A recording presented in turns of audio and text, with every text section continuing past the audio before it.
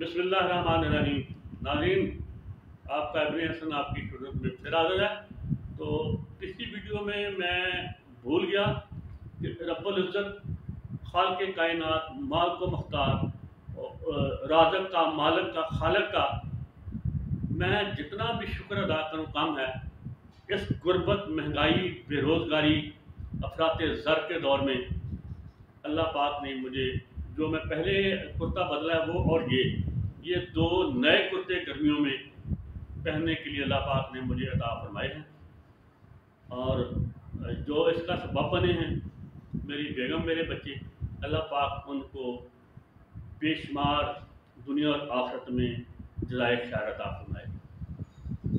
और आप सबको भी अल्लाह पाक जज़ाए खैर अता फरमाए। आप रोज़ मुझे बर्दाश्त करते हैं, आमीन सुमा आमीन। जो वीडियो आपकी नज़र करने, यार ये एक तो वक्त भाग जाता है, पता नहीं क्या बात है, या शायद मैं बदूनी हूँ। वो है मौजूदा हालात पे पाकिस्तान में जो मौजूदा जितने भी मसाइल हैं, माशी, माशरती, समाजी, सियासी, अखलाकी, कानूनी, इंतज़ामी, आपका इब्ने हसन सिर्फ एक लफ्ज़ में बता सकता है उनकी वजह क्या है, और एक ही लफ्ज़ में उनका हल भी बता सकता हूँ। अगर जानना चाहते हैं, थोड़ी सी बर्दाश्त के साथ, हौसले के साथ मेरे साथ रहिएगा। पहले तो पाकिस्तान में मौजूद में जितने बहरान हैं, जितने भी मसाइल हैं, उनकी वजह सुन लें। एक लफ्ज़ में बताऊंगा, अतबार।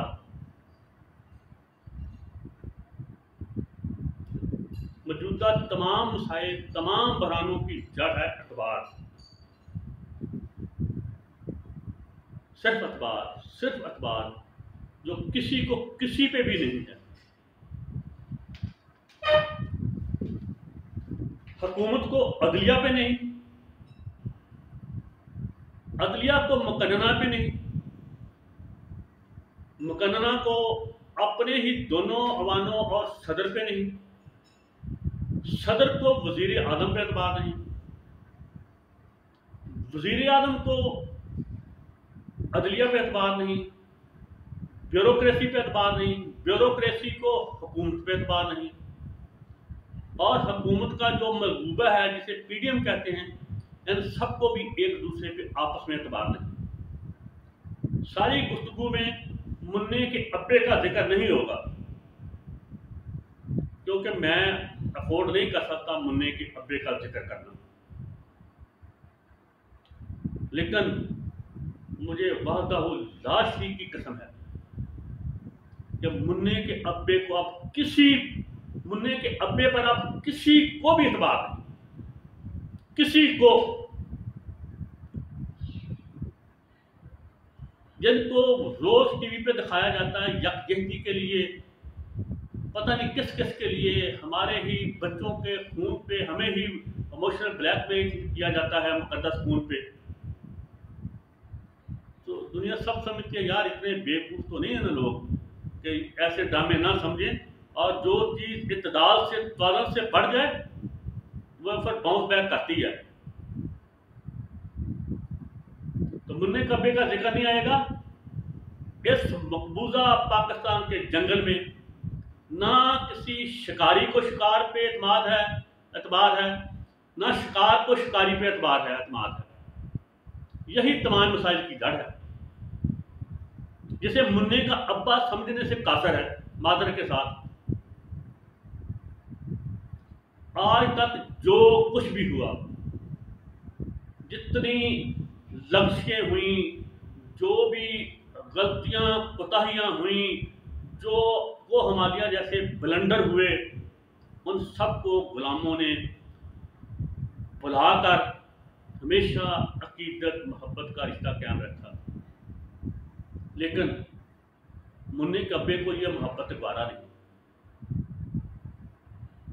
अब मुन्ने का अब्बा मुजरिमों के अलावा, मुजरिमों को जो मर्जी करे, हम साथ हैं मुन्ने के अब्बे के, लेकिन मुन्ने का बाप मुजरमों को छोड़ के मुजलुमों को, बेगनाहों को, बच्चियों को, औरतों को, बूढ़ी खवातीन को जो कुछ कर रहा है, इससे सिर्फ खलीज ही नहीं बड़ी, रब्बुल इज्जत की कसम जो भी रिपोर्टें दी जाती हैं मुन्ने कब्बे को गलत दी जाती हैं। पाकिस्तान का कोई दुश्मन नहीं, ना अमेरिका, ना हिंदुस्तान, ना इसराइल, ना बरतानिया। पाकिस्तान के मकबूजा पाकिस्तान, सॉरी पाकिस्तानी मकबूजा पाकिस्तान के दुश्मन मकबूजा पाकिस्तान के अंदर है, और वो नहत्थे तो नहीं हो सकते। नहत्थे क्या इसका बिगाड़ लेंगे मिलके? जो कमजोर हैं, जो बेबस हैं, मजबूर हैं, मकहूर हैं, जो भूखे हैं, नंगे हैं, बीमार हैं, लाचार हैं, वो इससे दुश्मनी करके इसका क्या बिगाड़ लेंगे? पाकिस्तान के मकबूजा पाकिस्तान के तमाम कार बेगैरत दुश्मन पाकिस्तान के अंदर मौजूद हैं। पहले भी पाकिस्तान को 2 लफ्ज पाकिस्तान के अंदर से किया गया, अब भी पाकिस्तान की जड़ें पाकिस्तान के अंदर से खोखली कर रही हैं। हिंदुस्तान, इसराइल, अमेरिका, बरतानिया, यूरोपीय यूनियन मिलके, सारे मिलके भी पाकिस्तान का कुछ नहीं बिगाड़ सकते। अगर मेरी बात पे शक हो तो ये हमारे हमसाये में अफगानिस्तान है, वहाँ देख लें, वहाँ कोई उनके पास कोई फौज भी नहीं थी, लेकिन जिस तरह उन्होंने जूते मार के जलील करके इन सबको, नेटो को, अमेरिका को, यूरोपीय यूनियन को, ऑस्ट्रेलिया को, न्यूजीलैंड को वहाँ से निकाला है, ये सब कुछ हमारे सामने है। पाकिस्तान को डसने वाले सांप पाकिस्तान के अंदर है। पाकिस्तान को अंदरूनी दुश्मनों, अंदरूनी सांपों से खतरा है, लेकिन जो कैचुए पकड़े जा रहे हैं उनसे नहीं खतरा, उनसे नहीं खतरा कैचुओं से। बेजरक कैचुए को नाग समझ के, अजदहा समझ के, एनाकोंडा समझ के पकड़ रहे हैं जनाब, नहीं, ऐसा नहीं है। तो खलीज किसी ने बाहर से नहीं बढ़ाई, खलीज अंदर से पैदा की गई है, और ताकतवर फ्रीक की तरफ से खलीज पैदा किया। खलीज ही नहीं जनाब, दूरी ही नहीं, दरार नहीं, अब तो पता नहीं कितना बहरुल कहल जितनी दूरी है। मैं इस मीटिंग का कर्ज अदा करते हुए ये कहना चाहता हूँ, सिर्फ दूरी ही नहीं, खलीज ही नहीं, बहुत कुछ बदल चुका है। जिस तरह इलाकाई हालात बदले हैं, आलमी हालात बदले हैं, पाकिस्तान में भी बहुत कुछ बदल चुका है, लेकिन उसके लिए दाना और बीना निगाह चाहिए देखने के लिए कि यहाँ क्या कुछ बदल चुका। वो हमें सब कुछ नजर नहीं आ रहा, जिसे हम डर खौफ समझ रहे हैं, नहीं, वो है सख्ता। मैं कहाँ इंसान हूँ, पता नहीं इसकी वजाहत कर सकता हूँ ना, यही गुलाम सत्ते के आलम में हैं। जब किसी की तक्को से, अच्छा, एक होती है नागहानी, जब किसी पे नागहानी कोई चीज़ आती है तो सत्ते में आ जाता है, कितना भी मजबूत असाब का मालिक हो, उसके बाद समझने में, संभलने में, उसे मामला को समझने में थोड़ी सी देर लगती है। तो इस वक्त 26 करोड़ गुलाम सत्ते में हैं, और ये तादेर तो सत्ते में नहीं रहेंगे, इस हालत से ये बाहर रहेंगे। आप पढ़े लिखे लोग उसे पता नहीं क्या कहते हैं, मुझे सकता ही उसका लफ्ज आता है कि यकदम अगर एक इंसान पे कोई मुसीबत पड़े तो हक्का बक्का हो जाता है कि उसका रिएक्शन क्या करे, तो इसका रिएक्शन ही इसका रिस्पॉन्स आएगा। चाहे आप, बहुत कुछ है, अब भी वक्त है। हाँ, तो मैंने कहा था ना कि एक लफ्ज मैं बताऊंगा तमाम मसाइल की वजह, वो है एतबार ना होना। अब मैं आपको बताता हूँ हाल, सिर्फ मैं मसला नहीं बताऊंगा, हाल भी इंशाल्लाह बताने की कोशिश किया करूँगा। इस तमाम तर का हाल है एतमाद, एतबार, यकीन और साख की बहाली। वो कौन करेगा? साफ ज़ाहिर है ये इक़दाम भी ताकतवर फ्रीक ही किया करता है। कमज़ोर ने तो करना कुछ नहीं, कमज़ोर के पास देने के लिए है कुछ नहीं, वो क्या देगा? उसके पास इत्माद, इतबार था, मोहब्बत थी, यकीन था, वो गैर मशरूत आप पे 76 साल तक लुटाया जाता रहा, लेकिन आपने जिस बेदर्दी से, जिस बर्बरियत से उसे रौंदा, उसे कुचला, उसका खून किया। सरकार, मोहब्बत तो बड़ी दूर की बात है, आप कोई आंख उठा के देखना भी नहीं चाहता कि आप कौन हैं, क्या कह रहे हैं।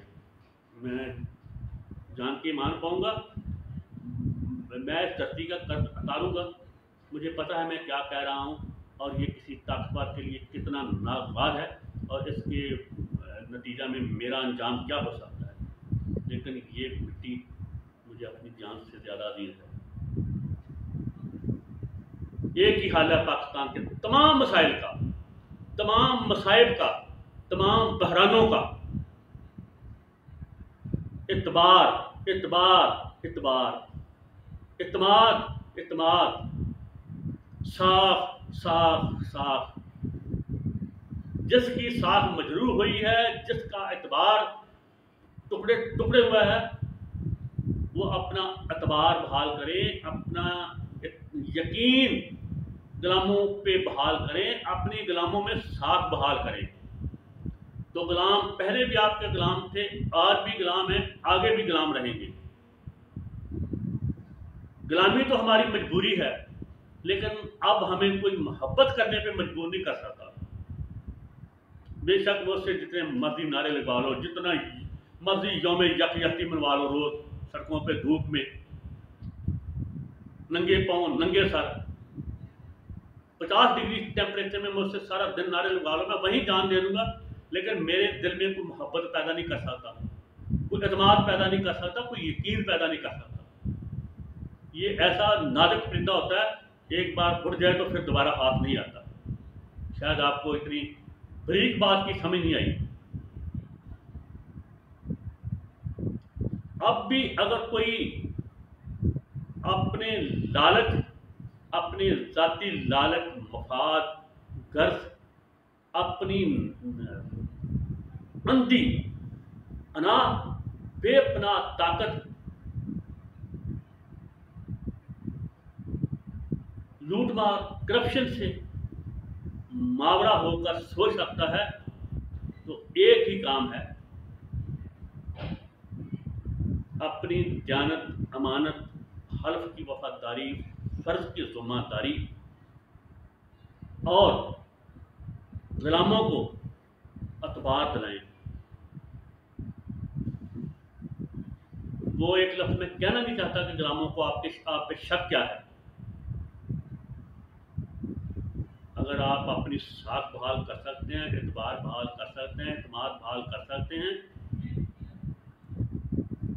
सिर्फ मुन्ने के अब्बे का नहीं, अदलिया का वकार बहाल हो, इंतज़ामिया का वकार बहाल हो, मुकदमा का, ब्यूरोक्रेसी का, ये सरमायादारों का, सरमायादार संतकारों ने तो और सियासतदानों ने सबसे ज़्यादा इस मुल्क का बेड़ा गर्क किया है, और रियल स्टेट वालों ने। अब तो इस मुल्क के कारे मख्तार रियल स्टेट वाले हैं। अगर जरदारी साहब की कोई जमानत देनी हो तो वो एक हैं समुद्र के महकमे वाले, मैं उनका नाम नहीं ले सकता, वो सबसे ताकतवर हैं पाकिस्तान में, सबसे ताकतवर वो हैं आप जो हुकूमतें अदल बदल कर सकते हैं। उन्हें मैं हमेशा पाकिस्तान का एलन मस्क कहता हूँ। अगर नवाज शरीफ की कोई जमानत दरकार हो तो बेशक सामने 50 रुपए का स्टैम्प पेपर नजर आता है, लेकिन उसके पीछे मियाँ मंशा होता है, उसकी गारंटी होती है।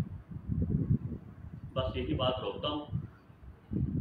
अगर किसी को है एहसास का, अंधी ताकत ना कभी जीती है ना जीतेगी, खौफ ना कभी जीता है ना जीतेगा। वक्ती तौर पे ताकत और खौफ जीत जाते हैं, लेकिन ये एक दफ़ा इनका बेमहाबा इस्तेमाल हो जाए जिस तरह पाकिस्तान में हुआ, तो उसके बाद ये चले हुए कारतूस होते हैं। जिसको मेरी बात पे शक है वो तरीके आलम उठा के देखे, सारी बात समझ में आ जाएगी। इसके साथ ही इजाज़त चाहता हूँ, वीडियो फिर लंबी हो गई है। तो अल्लाह पाक हम सब पे रहम करे, करम करे, फजल करे। अल्लाह पाक इस धरती माँ को मज़ीद बिखरने से, मुंतशिर होने से बचाए और हम गुलामों को मज़ीद मज़ालिम से बचाए। हमारी माँओं, बहनों, बेटियों, बच्चियों, बहुओं कि अल्लाह पाक इज़्ज़त, इफ़्फ़त महफूज रखे। आमीन सुम्मा आमीन।